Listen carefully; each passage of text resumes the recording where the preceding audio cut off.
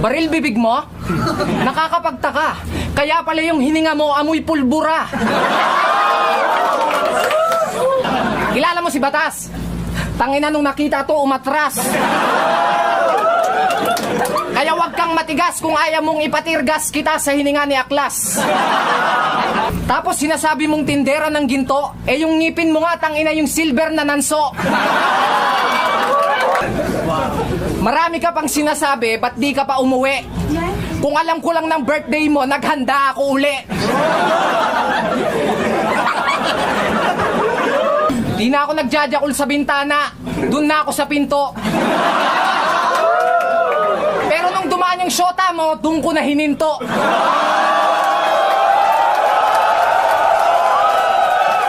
Boto 5-0 para kay Sinyo.